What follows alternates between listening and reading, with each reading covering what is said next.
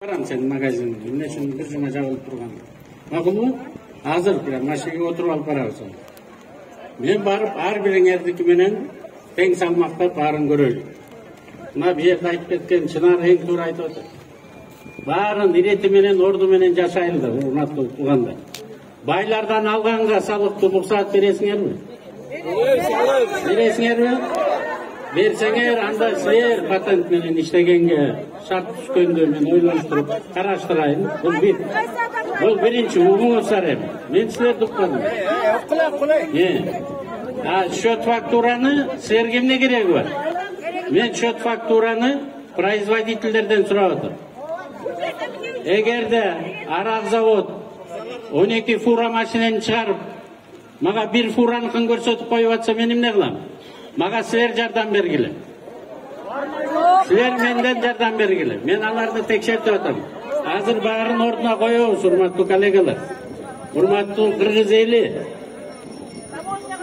Таможняны дагы иреттеп атабыз. Налоговыйын дагы иреттеп атабыз. Азыр Кока-коласын да иреттейбиз, шоросун дагы иреттейбиз, производительдердин баарын иреттейбиз. Счет фактура ошолор доказывать этип бериш керек. Товар туура экенин, таза экенин, ичте балдар кийин оорубай турганын. Мына пандемия убагында антибиотиктер такыр иштеген жок. Ошонун күнөөсү эмне болду? Просроченный товарлар, технологияны колдонбогондуку. Мына ошон үчүн биз производительдердин баарын азыр контролду киргизип атабыз. Именно ошолор силерге бериш керек. Электронный келип, мен бул уурдап келген жерим жок. Бул таза, мына менден чыгарылган таза татнакай продукцияндан алып сата бергиле. Мына биз ошону экиге бөлөйлү, урматтуу коллегалар. Счет фактура өзүнчө. Бул байлардыкы.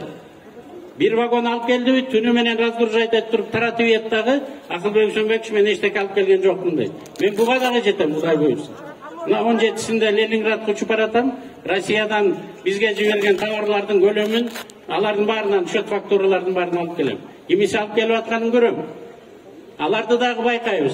Бирок сиздер да мага жардам бериңиздер да. Биз ошореки орто катмардан өйдө бутуна туруп калгандар, биздин конституцияны сыйлап, биздин жарандар болсо, алар төлөсүн деп атабыз.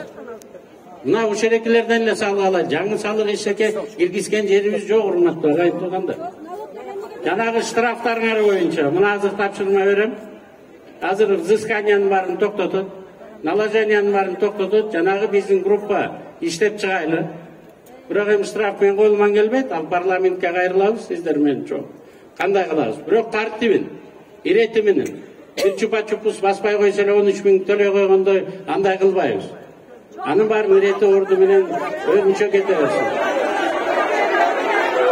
Мени укпула, штраф жөнүндө айтып атам мен. Штрафты мындан ары сиздер мага кандай кылып жардам бересиздер? Кимдин магазининен аренда алып атасыңар? Мен ошо арендатордон, ошого сиз төлөп аткан арендадан акчасын алам. Мен силерден албай эле коеюн деп атам.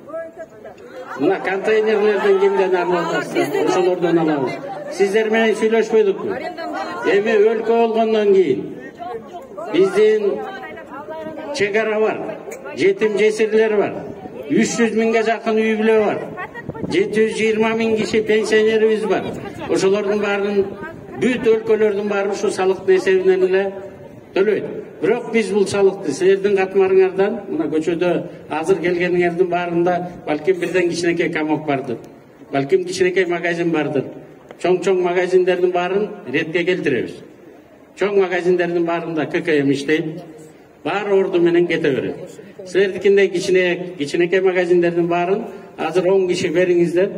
Мына Таластан келдим деп атасыңар, Нарындан келдим деп атасыңар, жерден келдим деп атасыңар.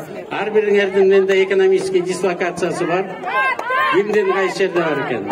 Анан патенттериңерди в разумных пределах деп мына менин бир карындашым айтты. В разумных пределах көтөрөйлү. Көтөрөт деген ушу экен деп эле баарын көтөрүп бербейли да. Ак үйдүн жанында болсо, ичине өйдөрөөк болсун. Новостройкада болсо, ичине асыраак болсун. Аны силер менен жанагы келген кишилериңер менен акылдашып, мен да айтып атпаймынбы, мен уже картам бар, цифровой карта, тетигиндей чоң экранда жазылуу, ар бир район боюнча, ар бир шаар боюнча баары бар. Ошол жерден отуруп алып, Рыбачадан келген Чынара менен отурайлы. Эжем болот экен өзүм, Рыбачада төрөлгөм. Анын магазининде кандай разумдук пределах деген эмне, ошону силер менен түшүнүп алайлы, урматтуу агайын туугандар. 2000-жылы патентти киргизген мына менмин. Депутат болуп туруп, келип анан патенттерге сиздерге киргизип бергем. Ошондо дагы айтканбыз. Ошондо Танаев Николай Тимофеевич деген ККМ киргизем дегенде киргиздирбей, андан көрө давайте патент кылайлы деп 2000-жылы киргизген. Мына азыр 2022-жыл болду. Азыр ошондуктан силер менен дагы отурайлы.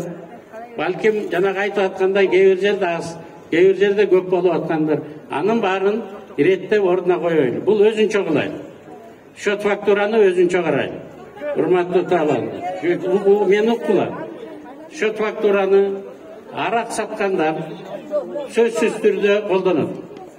Тамеки саткандар сөзсүз түрдө колдонот. Дары дармек саткандар сөзсүз түрдө колдонот. Счет фактураны да колдонот, ККМ да колдонот. Нефть саткандар, ГСМ саткандар, алтын саткандар. Булардын баарын иретке келтирип ордуна коебуз.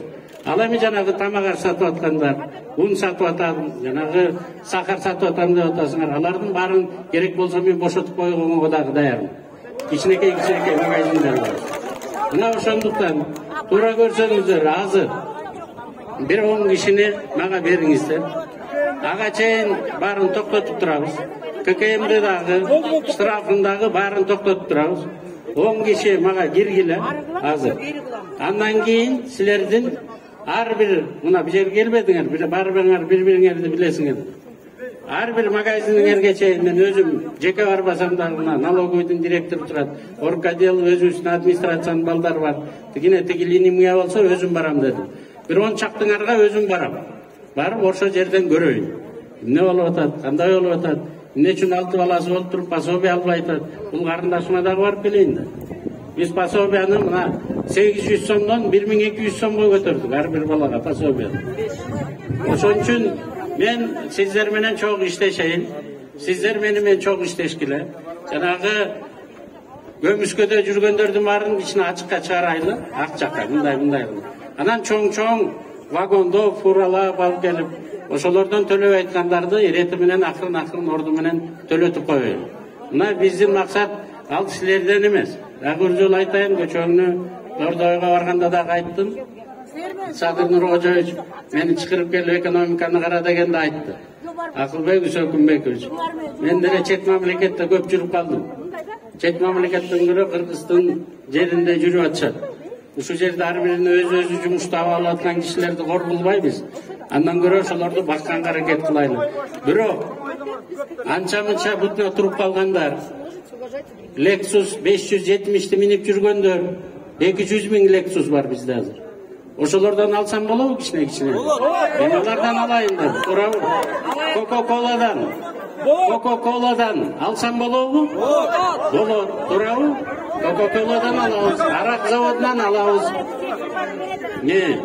Ал эми жана мына дайыр таластан келген мен байкем кичине айтып калды, согуш болуп атат, ачарчылык болот деп. Биз ага жол бербейбиз. Бүгүнкү күнү 110 миң тонна будайыбыз бар.